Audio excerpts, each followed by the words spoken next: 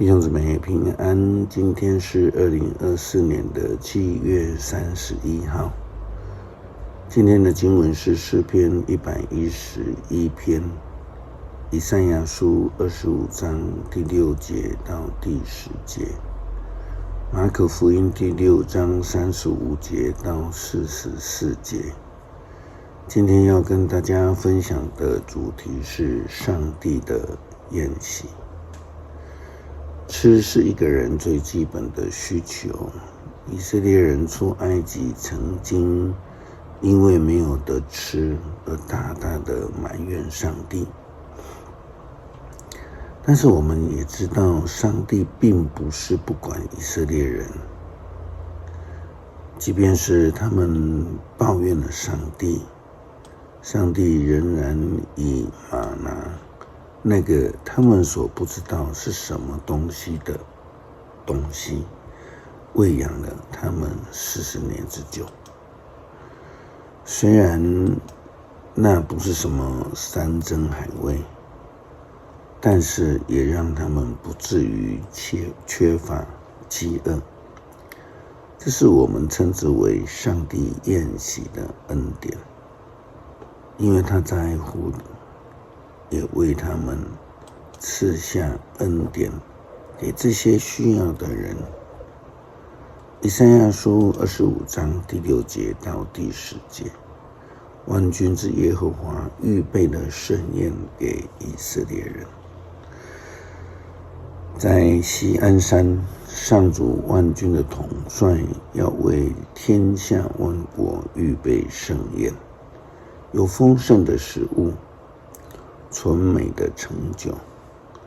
在这山上至高的上主要拉下万民悲伤的面罩，除去笼罩在列国头上的愁云。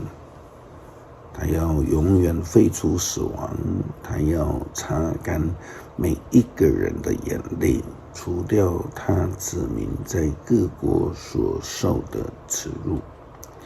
上主这样宣布了。那时候人们要说，他的确是我们的上帝，我们一向信靠他，他拯救了我们。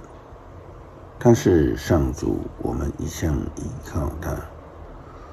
我们要欢喜快乐，因为他已经拯救了我们。上主要保护锡安山，但是摩押人将遭践踏，像麦秸在粪堆中被践踏一样。因为上帝爱他们，保护他们，并且赐福他们，如同大卫的诗篇所说的，在我敌人的面前为我摆设筵席。圣经中上帝喂养的记载其实还蛮多的。在福音书当中，耶稣基督也曾经让门徒在安息日中的这个来吃路旁的这些麦穗。耶稣基督也曾经喂养5000人、4000人吃饱，因为他知道他们的需要。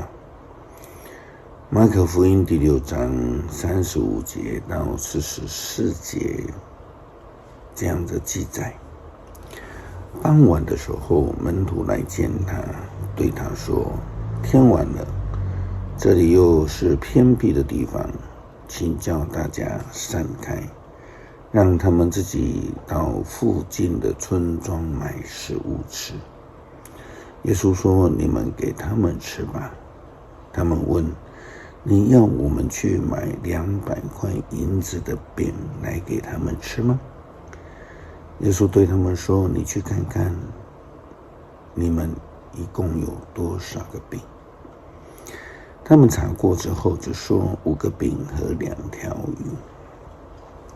耶稣吩咐门徒叫群众一组一组的坐在青草地上，大家坐下来，有100个人一组的，有50个人一组的。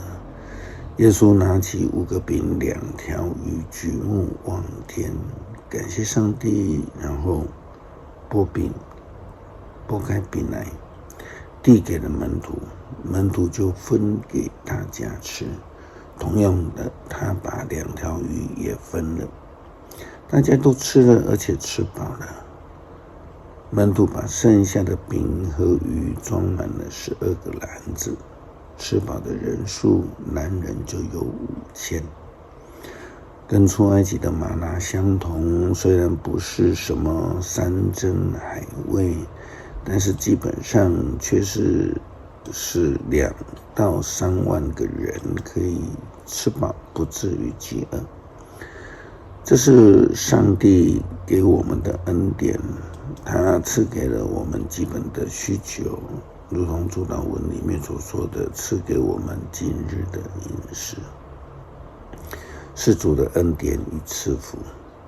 诗篇111篇，要赞美上主，要一心一意感谢他，在他正直子民的聚会中感谢他。上主的作为多么的奇伟，凡喜爱他的人都愿意明白。他的作为充满尊荣威严，他的公义永垂不朽。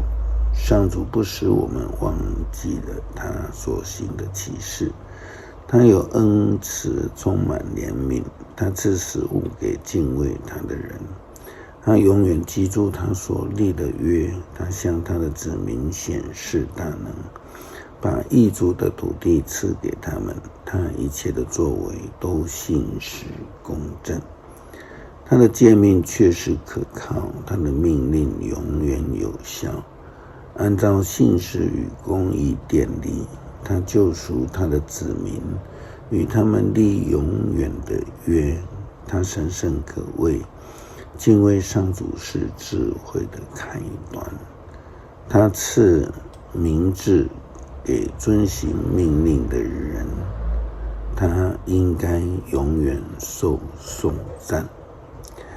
感谢上帝怜悯我们的缺乏，赐给我们恩典，也喂养我们，使我们得饱足。求主也呼召我们成为你恩典的仆人、帮手，使人得以进入你的宴席。祷告感谢，奉主耶稣基督圣名求，阿们。